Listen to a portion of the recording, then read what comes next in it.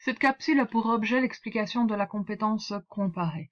Alors, la spécificité de la compétence comparée, c'est bien de comparer des situations dans le temps en vue d'identifier des permanences et ou des changements, mais de mettre aussi en évidence des évolutions.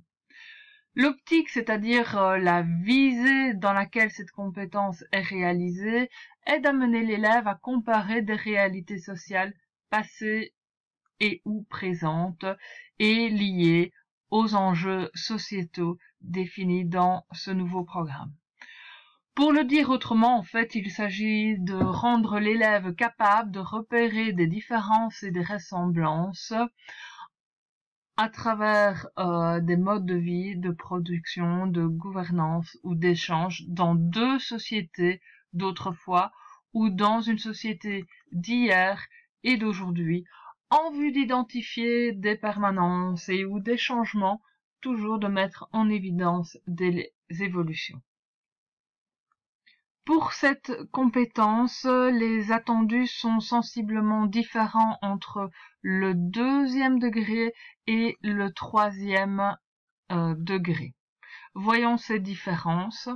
Au deuxième degré, on attend de l'élève qu'il sache compléter un tableau de comparaison afin de mettre en évidence des ressemblances et des différences en lien avec un concept abordé. Tout ceci à partir d'un document inédit, mais relatif à deux situations qui ont été étudiées en classe. Tandis qu'au troisième degré, en fait, l'élève va construire un support de documentation, de communication, tableau, schéma, poster, court texte, représentation du temps, etc., qui met en évidence, selon les cas, des permanences, des changements, toujours comme au deuxième degré, en lien avec le concept abordé. On lui demande aussi d'énoncer un ou plusieurs facteurs explicatifs de ces permanences et de ces changements, à partir d'un nombre limité de documents inédits, relatifs à deux situations comme au deuxième degré, mais une n'a pas été vue en classe. Si je résume les différences entre les attendus d'apprentissage au deuxième degré et au troisième degré pour cette compétence comparée, au deuxième degré, les dossiers documentaires concernent deux situations qui ont été étudiées en classe, tandis qu'au troisième degré, le dossier documentaire concerne deux situations, mais dont une n'a pas été vue en classe. Deuxième chose, au deuxième degré, l'élève devra compléter un tableau de comparaison. Au troisième degré, il pourra construire un support de communication. Au troisième degré, ce qui n'est pas demandé au deuxième degré, l'élève devra être capable d'énoncer un ou plusieurs facteurs explicatifs de ces permanences et de ces changements. Ces différences se retrouvent également dans les conditions de réalisation de la tâche.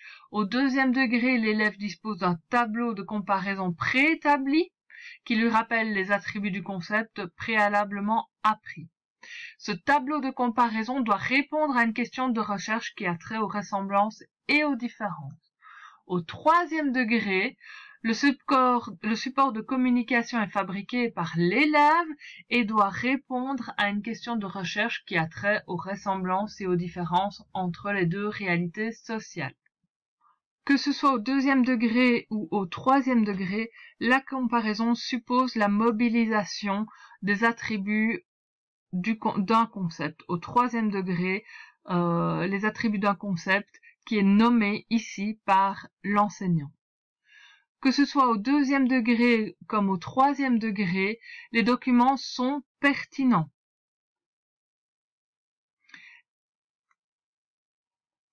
De même, le dossier documentaire qui est fourni aux élèves est explicitement daté ou situé dans le temps et dans l'espace, sans quoi les élèves manquent d'informations pour pouvoir comparer. Autre chose, les documents ne posent pas de problème de critique. Encore une fois, critiquer, c'est une autre compétence.